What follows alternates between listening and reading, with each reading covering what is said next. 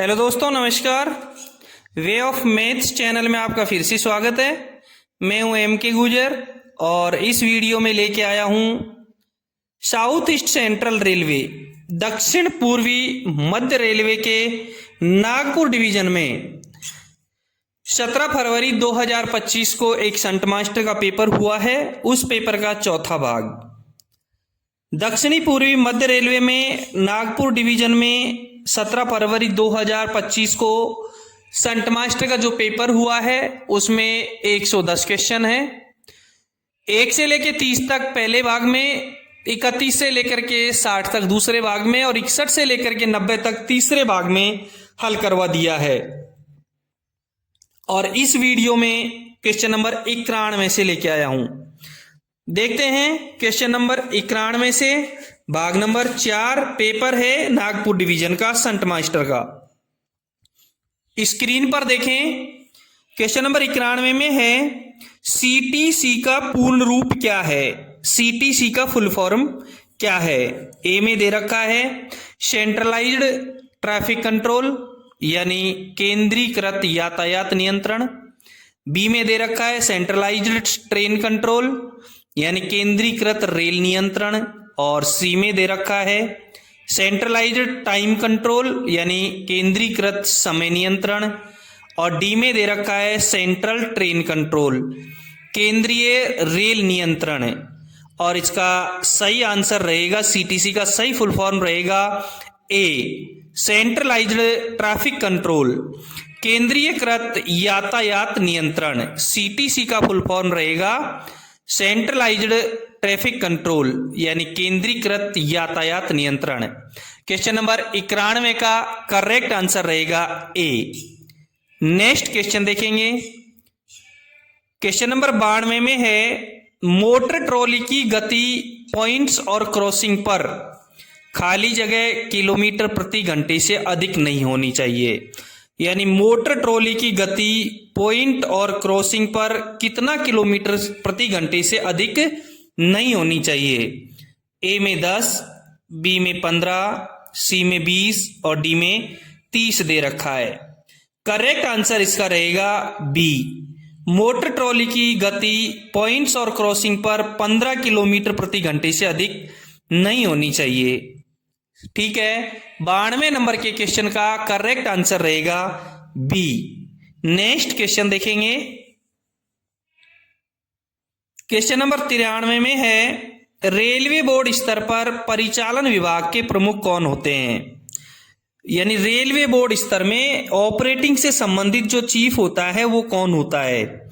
ए में general manager, B में member operations and business development जिसको शॉर्ट में कहते हैं एमओबीडी। सी में दे रखा है मेंबर इंफ्रा और डी में दे रखा है एग्जीक्यूटिव डायरेक्टर कार्यकारी निदेशक। रेलवे बोर्ड स्तर पर जो ऑपरेटिंग विभाग का जो चीफ होता है, परिचालन विभाग का जो प्रमुख होता है वो होता है member operations and business development यानी सदस्य संचालन और व्यवसाय विकास एमओबीडी। परिचालन विभाग का जो चीफ होता है वो होता है एमओबीडी। 93 नंबर के क्वेश्चन का जो करेक्ट आंसर रहेगा वो रहेगा बी। ठीक है, नेक्स्ट क्वेश्चन देखेंगे। अगला क्वेश्चन 94 नंबर का देखें। वित्त वर्ष 2025-26 के लिए भारतीय रेलवे के लिए बजट आवंटन खाली जगह है। यानी 2025-26 के लिए जो भारतीय रेलवे का बजट है वो कितना है। ए में दे रखा है 2.65 लाख करोड़, बी में दे रखा है 2.60 लाख करोड़, सी में दे रखा है 2.50 लाख करोड़ और डी में दे रखा है 5 लाख करोड़। और जो वित्त वर्ष 2025-26 है उसका जो बजट है वो है 2.65 लाख करोड़, 2.65 लाख करोड़। इसलिए 94 नंबर के क्वेश्चन का जो करेक्ट आंसर रहेगा वो रहेगा ए। अगला क्वेश्चन देखेंगे। क्वेश्चन नंबर 95 में है 8 सही 1/2 यानी 8.5 वक्रीय स्विच में से एक पर ट्रेनों की गति, 8.5 स्विच में से एक पर ट्रेनों की गति खाली जगह किलोमीटर प्रति घंटे से अधिक नहीं होगी। यानी 8.5 और 8.5 में से 1 पर ट्रेन की गति कितने किलोमीटर प्रति घंटे से अधिक नहीं होगी। ए में 10 किलोमीटर प्रति घंटा, बी में 15 किलोमीटर प्रति घंटा, सी में 20 किलोमीटर प्रति घंटा और डी में 30 किलोमीटर प्रति घंटे। करेक्ट आंसर इसका बी रहेगा 15 किलोमीटर प्रति घंटे। यानी 8.5 वक्रीय स्विच में से 1 पर ट्रेनों की गति 15 किलोमीटर प्रति घंटे से अधिक नहीं होगी। राइट आंसर रहा बी। 95 नंबर के क्वेश्चन का करेक्ट आंसर होगा बी। नेक्स्ट क्वेश्चन देखेंगे। क्वेश्चन नंबर 96 में है, कोई भी इंजन या स्वचालित वाहन किसी भी रेलगाड़ी को विशेष अनुदेशों के अनुसार ही स्टेशन से बाहर धकेलेगा। करेक्ट है। कोई भी इंजन, ऐसा लिखा हुआ है सामान्य नियम 4.12 के 1 में, सामान्य नियम 4.2 के 1 में ऐसा लिखा हुआ है। दोस्तों एक बात मैं आपको क्लियर करवा दूं, मेरे द्वारा जो पढ़ाए गए पेपर हैं वो NWR यानी उत्तर पश्चिमी रेलवे की GNSR और मैनुअल के द्वारा पढ़ाए गए हैं। यदि इनमें कोई भी आपको आपत्ति हो या कहीं कंफ्यूजन हो तो अपने डिवीजन या रेलवे का GNSR या मैनुअल बुक आप एक बार जरूर देखें। ठीक है। क्वेश्चन नंबर 96 में है, कोई भी इंजन या स्वचालित वाहन किसी भी रेलगाड़ी को विशेष अनुदेशों के अनुसार ही स्टेशन से बाहर धकेलेगा तथा उसकी गति खाली जगह किलोमीटर प्रति घंटे से अधिक नहीं होगी। यानी उसकी गति क्या होगी। ए में 25 किलोमीटर प्रति घंटा, बी में 20 किलोमीटर प्रति घंटा, सी में 30 किलोमीटर प्रति घंटा और डी में 15 किलोमीटर प्रति घंटा। देखो सामान्य नियम 4.12 के 1 में साफ लिखा है कि विशेष अनुदेशों के सिवाय कोई इंजन या स्वनोदित वाहन किसी गाड़ी को स्टेशन सीमा से बाहर नहीं धकेलेगा और ऐसा करते समय उसकी गति 25 किलोमीटर प्रति घंटे से अधिक नहीं होगी। क्लियर हुआ। 96 नंबर के क्वेश्चन का करेक्ट आंसर हुआ ए, 25 किलोमीटर प्रति घंटा। अगला क्वेश्चन देखेंगे। क्वेश्चन नंबर 97 में है, वार्नर सिग्नल की न्यूनतम दृश्यता दूरी जब इसे अकेले पोस्ट पर रखा जाता है। वार्नर सिग्नल की न्यूनतम दृश्यता दूरी क्या है जब ये अकेली पोस्ट यानी सिंगल पोस्ट पे खुद स्वयं अकेला है। जब ए में 600 मीटर, बी में 400 मीटर, सी में 300 मीटर और डी में 200 मीटर दे रखा है। और वार्नर सिग्नल की न्यूनतम दूरी जब वो अकेली पोस्ट पर है 400 मीटर रहेगी। कितनी रहेगी? 400 मीटर। इसलिए 97 नंबर के क्वेश्चन का करेक्ट आंसर रहेगा बी, 400 मीटर।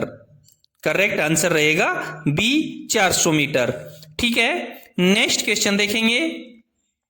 क्वेश्चन नंबर 98 में है, ऑनलाइन सावधानी आदेश किसके माध्यम से तैयार किया जाता है। ऑनलाइन सावधानी आदेश किसके माध्यम से तैयार किया जाता है। ए में FOIS, बी में TMS, सी में ICMS और डी में FMM। सबसे पहले मैं आपको इन चारों का फुल फॉर्म बता देता हूं। FOIS का फुल फॉर्म होता है फ्रेट ऑपरेशन इंफॉर्मेशन सिस्टम, माल परिचालन सूचना प्रणाली। बी में TMS दे रखा है जिसका फुल फॉर्म होता है ट्रेन मैनेजमेंट सिस्टम। सी में ICMS दे रखा है जिसका फुल फॉर्म होता है इंटीग्रेटेड कोचिंग मैनेजमेंट सिस्टम। और डी में FMM दे रखा है जिसका फुल फॉर्म होता है फ्रेट मेंटेनेंस सिस्टम। ऑनलाइन सावधानी आदेश ICMS के द्वारा तैयार किया जाता है। ICMS जिसका full form integrated coaching management system, यानी 98 नंबर के क्वेश्चन का करेक्ट आंसर हुआ सी। ऑनलाइन सावधानी आदेश ICMS integrated coaching management system के माध्यम से तैयार किया जाता है। ठीक है। 98 नंबर के क्वेश्चन का करेक्ट आंसर हुआ सी। अगला क्वेश्चन देखेंगे। क्वेश्चन नंबर 99 में है, भारत की सबसे लंबी सुरंग जवाहर सुरंग किस राज्य में स्थित है? ए में जम्मू एंड कश्मीर, बी में महाराष्ट्र, सी में कर्नाटका और डी में हिमाचल प्रदेश दे रखा है।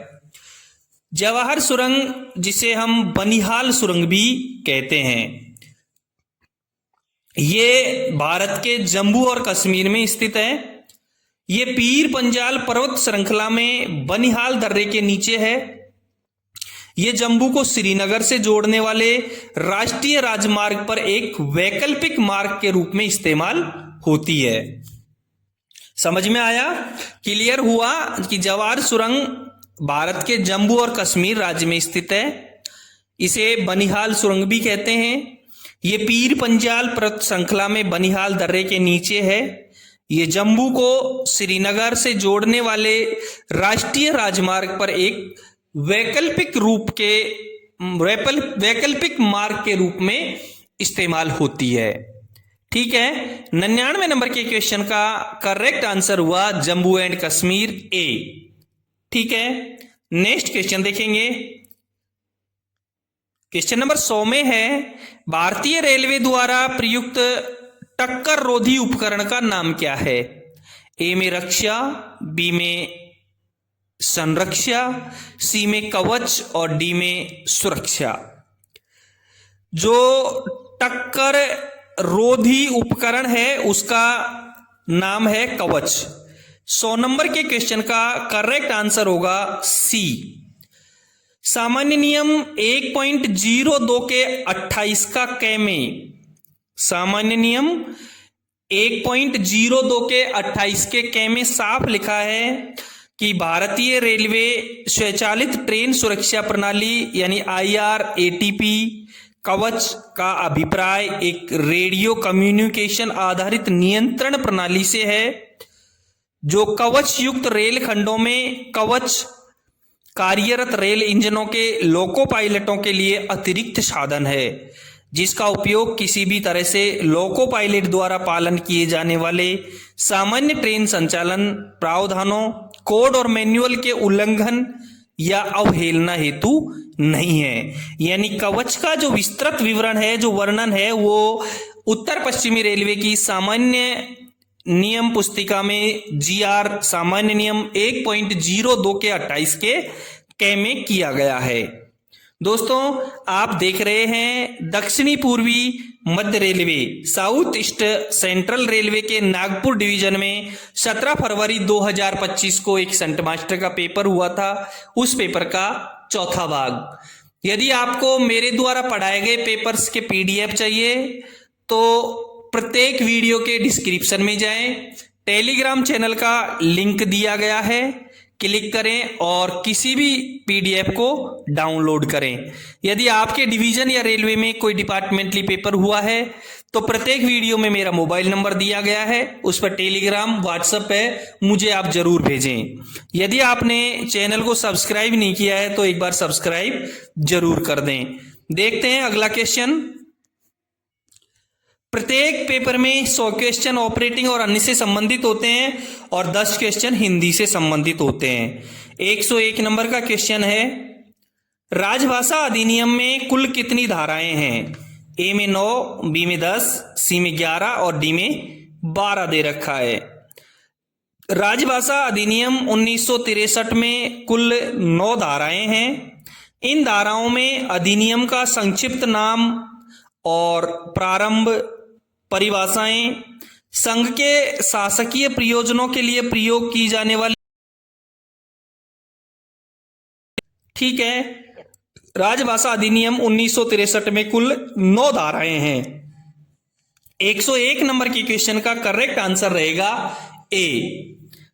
अगला क्वेश्चन देखेंगे। क्वेश्चन नंबर 102 है, भारतीय संविधान की 8वीं अनुसूची में कितनी भाषाएं सम्मिलित की गई हैं?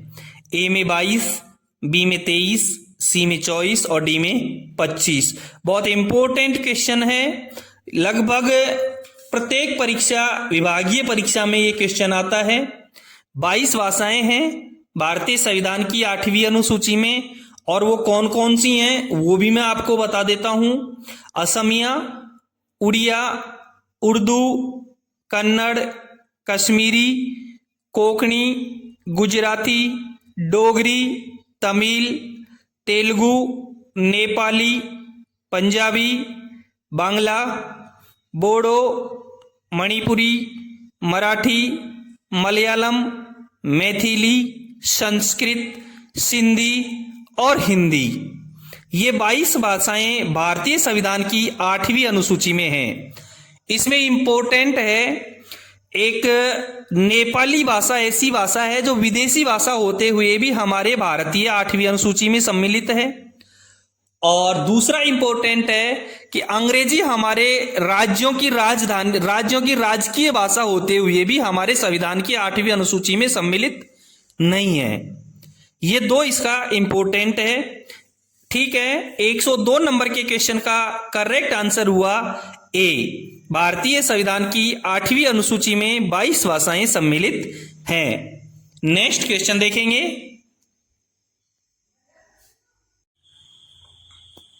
क्वेश्चन नंबर 103 में है, राजभाषा अधिनियम कब पारित हुआ? राजभाषा अधिनियम कब पारित हुआ? ए में 1965, बी में 1963, सी में 1976 और डी में 1950। राजभाषा अधिनियम 10 मई 1963 को पारित किया गया था और 26 जनवरी 1965 से लागू हुआ था। राजभाषा अधिनियम 10 मई 1963 को पारित किया गया था और 26 जनवरी 1965 से लागू हुआ था। इस अधिनियम का मुख्य उद्देश्य संघ के राजकीय प्रयोजनों, संसद में कार्य के संव्यवहार और केंद्रीय तथा राज्य अधिनियमों और उच्च न्यायालयों में कुछ प्रयोजनों के लिए भाषाओं का उपयोग करना है। ठीक है, नेक्स्ट क्वेश्चन देखेंगे। क्वेश्चन नंबर 104 में है, मुख्य राजभाषा अधिकारी का कार्यकाल कितने महीने का होता है? मुख्य राजभाषा अधिकारी का कार्यकाल कितने महीने का होता है? ए में 1 साल, बी में 2 साल, सी में 3 साल और डी में 6 माह दे रखा है। करेक्ट आंसर रहेगा इसका ए। मुख्य राजभाषा अधिकारी का जो कार्यकाल है वो 1 साल होता है। 104 नंबर के क्वेश्चन का करेक्ट आंसर हुआ ए। नेक्स्ट क्वेश्चन देखेंगे। क्वेश्चन नंबर 105 में है, किस प्रदेश की राजभाषा अंग्रेजी है? मैंने आपको 102 नंबर के क्वेश्चन में बताया था कि हमारे कई राज्यों की राजकीय भाषा अंग्रेजी है, उसके बावजूद भी अंग्रेजी भाषा को संविधान की 8वीं अनुसूची में सम्मिलित नहीं किया गया है। और 105 नंबर के क्वेश्चन में आ भी गया कि किस प्रदेश की राजभाषा अंग्रेजी है। ए में नागालैंड, बी में आसाम, सी में त्रिपुरा और डी में हिमाचल प्रदेश। करेक्ट आंसर रहेगा इसका नागालैंड। नागालैंड राज्य की राजभाषा अंग्रेजी है, उसके बावजूद भी अंग्रेजी को राजकीय संविधान की 8वीं अनुसूची में सम्मिलित नहीं किया गया है। करेक्ट आंसर रहेगा 105 नंबर के क्वेश्चन का ए, नागालैंड। अगला क्वेश्चन देखेंगे। क्वेश्चन नंबर 106 में है, राजभाषा हिंदी के प्रयोग की दृष्टि से भारत संघ को कितने वर्गों में रखा है? ए में 4, बी में 2, सी में 5 और डी में 3। राजभाषा हिंदी के प्रयोग की दृष्टि से भारत संघ को 3 वर्गों में विभाजित किया गया है। ए वो कै, खे और गे। मैं आपको तीनों का बता देता हूं। कै में कौन कौन से राज्य हैं? देखो, कै में है बिहार, हरियाणा, हिमाचल प्रदेश, मध्य प्रदेश, छत्तीसगढ़, झारखंड, उत्तराखंड, राजस्थान, यूपी और अंडमान निकोबार द्वीप समूह व दिल्ली। ये हमारे कै क्षेत्र में आते हैं। कै क्षेत्र में गुजरात, महाराष्ट्र, पंजाब, चंडीगढ़, दमन और दीव और दादरा और नगर हवेली, ये कै क्षेत्र में आते हैं। और लास्ट में गए क्षेत्र में आते हैं उड़ीसा, बंगाल, आसाम, अरुणाचल प्रदेश, नागालैंड, मेघालय, मणिपुर, त्रिपुरा, मिजोरम, तमिलनाडु, तेलंगाना, कर्नाटका, आंध्र प्रदेश और केरला, ये गए क्षेत्र में आते हैं। तो क्लियर हुआ, राजभाषा हिंदी के प्रयोग की दृष्टि से भारत संघ को 3 वर्गों में रखा गया है। क्वेश्चन नंबर 106 का करेक्ट आंसर हुआ डी 3। अगला क्वेश्चन देखेंगे। क्वेश्चन नंबर 107 में है, रेल कर्मचारियों की साहित्यिक प्रतिभा को प्रोत्साहित करने के लिए कहानी संग्रह उपन्यास के लिए कौन सी योजना चलाई जा रही है? ए में भारतेंदु पुरस्कार योजना, बी में आचार्य महावीर प्रसाद द्विवेदी पुरस्कार योजना, सी में प्रेमचंद पुरस्कार योजना और डी में सुमित्रा नंदन पंत पुरस्कार योजना। रेल कर्मचारियों के साहित्यिक प्रतिभा को जो प्रोत्साहित करने के लिए कहानी संग्रह उपन्यास के लिए जो योजना चलाई जा रही है वो है प्रेमचंद पुरस्कार योजना। प्रेमचंद पुरस्कार योजना रेल मंत्रालय द्वारा रेल कर्मचारियों की साहित्यिक प्रतिभा को प्रोत्साहित करने के लिए चलाई जा रही एक योजना है। इस योजना के तहत हिंदी में कहानी, उपन्यास, नाटक और अन्य गद्य साहित्य के लिए प्रेमचंद पुरस्कार और काव्य गजल संग्रह के लिए मैथिली शरण गुप्त पुरस्कार दिए जाते हैं। 107 नंबर के क्वेश्चन का करेक्ट आंसर हुआ सी, प्रेमचंद पुरस्कार योजना। अगला क्वेश्चन देखेंगे। क्वेश्चन नंबर 108 में है, राजभाषा हिंदी प्रशिक्षण के लिए पाठ्यक्रम कौन तैयार करता है? ए में गृह मंत्रालय का राजभाषा विभाग, बी में दे रखा है वित्त मंत्रालय, सी में दे रखा है रक्षा मंत्रालय और डी में दे रखा है रेल मंत्रालय। राजभाषा हिंदी प्रशिक्षण के लिए जो पाठ्यक्रम तैयार करता है वो है गृह मंत्रालय का राजभाषा विभाग।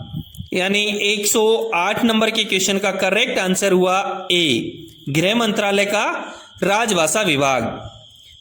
अगला क्वेश्चन देखेंगे। क्वेश्चन नंबर 109 में है, राजभाषा अधिनियम की धारा 3(3) के अनुपालन की जिम्मेदारी किसकी है? ए में मुख्य कार्यालय अधीक्षक, बी में मुख्य टंकक, सी में संबंधित डीलर और डी में दे रखा है इस आशय के दस्तावेज पर हस्ताक्षर करने वाला अधिकारी। और करेक्ट आंसर भी यही रहेगा। जो राजभाषा अधिनियम की धारा 3(3) की जो अनुपालन की जिम्मेदारी है वो इस आशय के दस्तावेज पर हस्ताक्षर करने वाले अधिकारी की है। ठीक है, 109 नंबर के क्वेश्चन का करेक्ट आंसर हुआ डी। अगला क्वेश्चन देखेंगे। क्वेश्चन नंबर 110 में है, भारत संघ की राजभाषा क्या है? भारत संघ की राजभाषा क्या है? ए में ब्रह्मी लिपि में हिंदी, बी में सिंधी लिपि में हिंदी और डी में दे रखा है, सी में दे रखा है देवनागरी लिपि में हिंदी और डी में है नगरी लिपि में हिंदी। दोस्तों, भारतीय संविधान के मुताबिक हिंदी संघ की आधिकारिक भाषा है। इसकी लिपि देवनागरी है। हालांकि आधिकारिक कामकाज के लिए अंग्रेजी का भी इस्तेमाल किया जा सकता है। संविधान के अनुच्छेद 343 के 1 के मुताबिक संघ की राजभाषा हिंदी है। इसके अलावा संविधान के अनुच्छेद 351 में संघ को हिंदी के विकास और प्रसार का जिम्मा सौंपा गया है। क्लियर हुआ 110 नंबर का क्वेश्चन। भारत संघ की राजभाषा देवनागरी लिपि में हिंदी है। 110 नंबर के क्वेश्चन का करेक्ट आंसर हुआ सी, देवनागरी लिपि में हिंदी। दोस्तों, ये था साउथ ईस्ट सेंट्रल रेलवे यानी दक्षिणी पूर्वी मध्य रेलवे के नागपुर डिवीजन का संट मास्टर के पेपर का पूरा हल जो 17 फरवरी 2025 को हुआ था। ठीक है, यदि आपको मेरे द्वारा पढ़ाए गए पेपर का PDF चाहिए तो डिस्क्रिप्शन में जाएं, टेलीग्राम चैनल के लिंक पर क्लिक करें और PDF डाउनलोड करें। यदि आपके डिवीजन या रेलवे में कोई डिपार्टमेंटली पेपर हुआ है तो डिस्क्रिप्शन में या वीडियो में मेरे मोबाइल नंबर दिए गए हैं, उनके व्हाट्सअप करें और टेलीग्राम कर सकते हैं। ठीक है, फिर मिलते हैं अगले वीडियो में किसी नए पेपर के साथ में। धन्यवाद।